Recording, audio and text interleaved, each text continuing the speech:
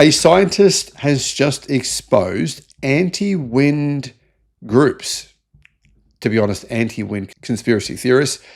He's exposed them as being funded by big oil. Now they are trying to silence him. Hello, my friends. Welcome to the channel.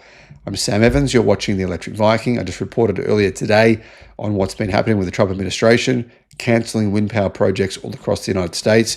One of them was 80% complete. I mean, they'd already built out 45 wind turbines. 80% of the project was complete, and the Trump administration have cancelled it. That is economic insanity. It's just crazy. Oil-funded groups are engaging in strategic harassment to stop scientists from revealing the nature of their politically linked disinformation networks in, well, to be honest, one of the craziest stories I've ever seen in the United States, or at least the last couple of years. A new report has emerged from the Climate and Development Lab at Brown University titled Legal Entanglements Mapping Connections of Anti-Offshore Wind Groups and Their Lawyers in the Eastern United States. It's a very nice name, isn't it? It doesn't sound anywhere near as damning as what it should sound. The study looks at law firms with connections to anti-wind groups, the fossil fuel industry, and the American political right wing. These fossil-funded groups have spread disinformation to show the adoption of clean and cheap wind power, or to slow it, I should say, in order to keep the United States addicted to the poison that the fossil fuel industry wants to keep selling.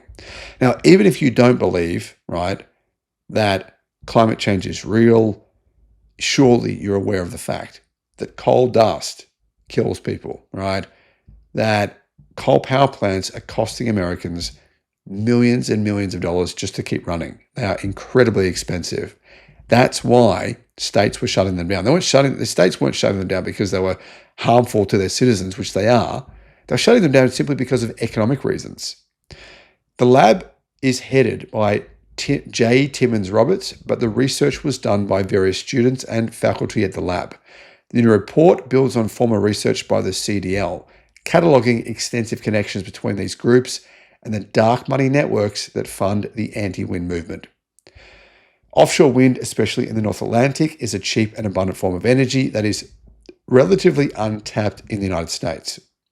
Electric says that it also has very little environmental cost, given that its carbon emissions and land use are both zero, and wind tends to be quite consistent over the ocean, making it more reliable as a power source. Wind and solar, it's a fact, are the cheapest form of electricity in the United States right now. Many other countries have successfully implemented offshore wind projects to bring this cheap and clean power to their population, with particular booms in China, the UK, Vietnam, Germany, and several other Northern European countries such as Denmark. Now, as a zero-emission power source, it's essential for meeting the US East Coast climate and renewable energy goals, and could provide a huge chunk of the power needs that the US needs. I mean, we're hearing all the time about how the US is not able to power all these new data centers that are popping up. And at the same time, the Trump administration is canceling these wind power projects, many of which are, half completed or nearly completed. Offshore wind has recently encountered setbacks due to the spread of disinformation from fossil-funded networks. But it's not just, to be honest, fossil-funded networks. It's Trump who is fossil-funded himself, saying things like they're killing whales, or actually wind turbines cause damage to human health, stuff that is just utterly insane.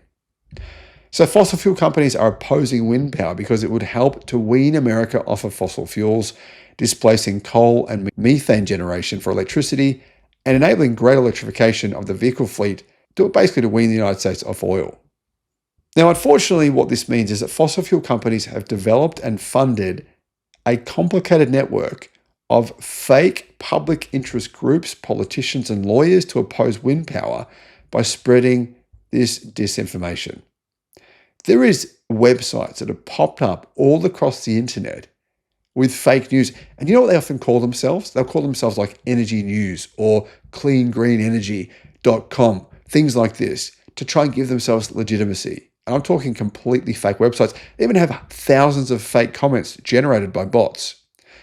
The CDL's report highlights how certain legal firms have received fossil funding from fossil fuel companies and or given support to these fake public interest groups in attempts to sue wind projects completely out of existence. While many of these lawsuits have been unsuccessful, they certainly have added expense, cost, and delays to a project, making projects in the future less likely to ever get off the ground. In some cases, the delays can result in project cancellation, like when oil billionaire William Koch sued Cape Wind out of existence via a fake public interest group called the Alliance to Protect Nantucket Sound. Now, some of the disinformation apparently is focusing on the North Atlantic right whale, a whale whose population is currently experiencing an unusual mortality event due to changing climate and Atlantic shipping and fishing.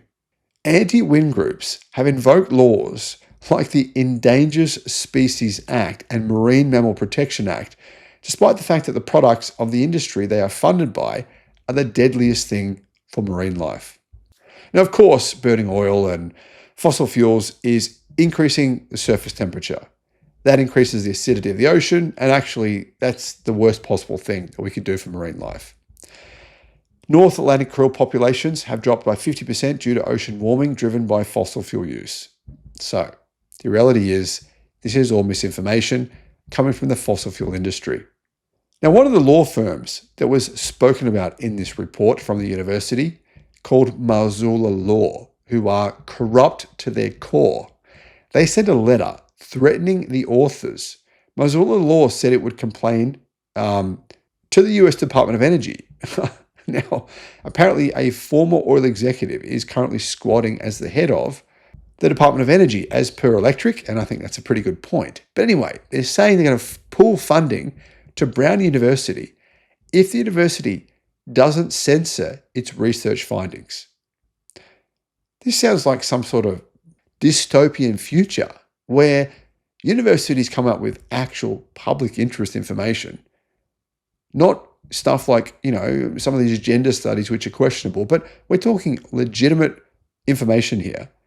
And then the Department of Energy, right, says that they might shut you down, stop funding you, unless you stop reporting this stuff. Now, here's what Timmons Roberts said. My lab has been attacked by an anti-wind group and their lawyers. They threatened the science funding at my whole university to shut me and my undergraduate research assistants up. The New York Times just covered it. This stuff is truly unbelievable.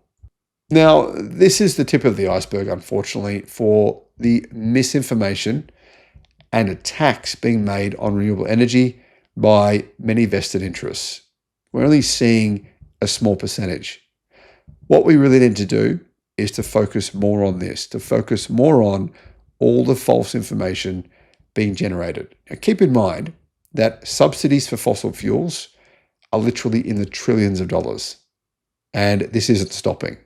It's not stopping. Unfortunately, subsidies for fossil fuels worldwide last year actually grew from the previous year. And that's likely to happen again this year. Guys, let me know what your thoughts are. How do you feel about this? Let me know in the comments. Thank you for watching. Bye-bye.